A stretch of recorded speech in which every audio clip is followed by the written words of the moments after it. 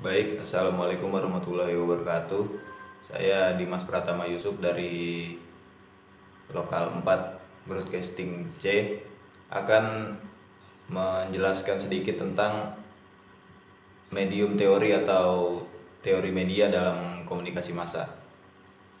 Dimulai dari sejarah munculnya medium teori ini, yaitu konsep dasar teori ini pertama kali dikemukakan oleh Marshall McLuhan dan Harold Innis. McLuhan menyatakan bahwa medium is the message atau media adalah pesan.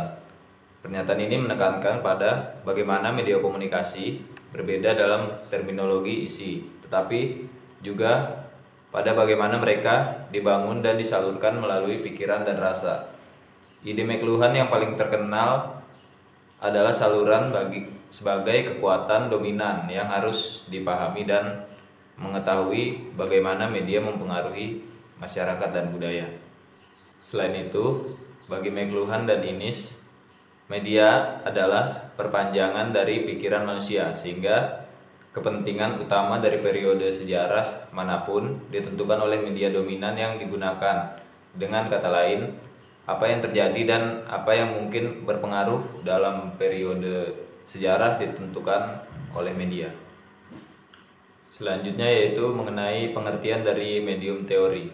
Medium teori ini atau disebut juga dengan teori media, yaitu adalah studi tentang bagaimana media dan proses komunikasi mempengaruhi persepsi manusia, perasaan, emosi, dan nilai teknologi yang mempengaruhi komunikasi melalui teknologi baru. Dan juga dalam perspektif teori ini, bukan pesan yang mempengaruhi kesadaran kita, tetapi medium atau media. Medium atau medialah yang lebih besar mempengaruhi alam bawah sadar kita. Medium berbentuk pesan atau bukan sebaliknya. Artinya media elektronik telah mengubah masyarakat secara radikal. Masyarakat sangat bergantung pada teknologi yang digunakan media, dan ketertiban sosial suatu masyarakat didasarkan pada kemampuan untuk menghadapi teknologi tersebut. Lalu kemudian ada asumsi teori ekologi media, yaitu diantaranya adalah media melingkupi setiap tindakan di dalam masyarakat. Yaitu dalam perspektif McLuhan ini, media tidak dilihat dalam konsep yang sempit seperti surat kabar atau majalah, atau radio atau televisi, film atau internet, tetapi dalam konsep yang sangat luas. McLuhan melihat medium sebagai apa saja yang digunakan oleh manusia, termasuk jam dinding, angka, uang, jalan, bahkan permainan adalah media. Lalu ada juga asumsi teori ekologi media, yang diantaranya adalah media melingkupi setiap tindakan di dalam masyarakat. Di sini maksudnya adalah dalam berkomunikasi, manusia mungkin saja tidak menggunakan media, tetapi mereka tidak dapat menghindari diri dari berkomunikasi dengan menggunakan suara, kata, isyarat, dan memediasi mereka dalam menyampaikan pesan. Lalu ada juga media memperbaiki persepsi kita dalam mengorganisasikan pengalaman kita. Dalam asumsi kedua teori ekologi media ini, melihat media sebagai sesuatu yang langsung mempengaruhi manusia. Cara manusia memberi penilaian, merasa, dan bereaksi cenderung dipengaruhi oleh media. Jadi dalam asumsi ini, McLuhan menilai media cukup kuat dalam membentuk pandangan kita atas dunia. Lalu kemudian ada juga media menyatukan seluruh dunia.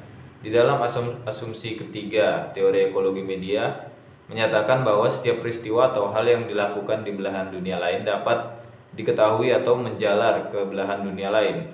Akibat dari hal tersebut, McLuhan menyebutkan bahwa manusia kemudian hidup di sebuah desa global atau global village. Media seolah mengikat dunia dengan sebuah kesatuan sistem politik, ekonomi, sosial, dan budaya yang besar. Lalu kemudian ada juga beberapa contoh atau bentuk aplikatif medium teori atau teori media dalam kehidupan sehari-hari. Contohnya yaitu teknologi komunikasi handphone yang pada awal kemunculannya, handphone menjadi suatu hal yang sangat mewah. Tidak sembarang orang yang bisa memiliki handphone karena harganya mahal. Sehingga bisa disimpulkan bahwa handphone memiliki pesan yang ingin disampaikan kepada manusia, bahwa hanya orang-orang kaya yang mempunyai banyak uang lah yang bisa memilikinya, karena handphone adalah barang yang dianggap mewah pada saat itu. Kemudian kita ambil contoh media yang lahir dan berkembang pada akhir abad 19 dan awal abad 20.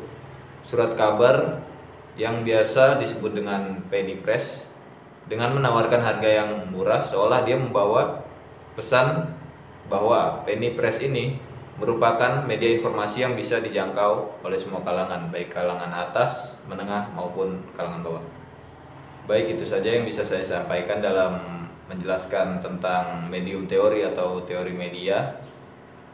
Lebih kurangnya mohon maaf. Assalamualaikum warahmatullahi wabarakatuh.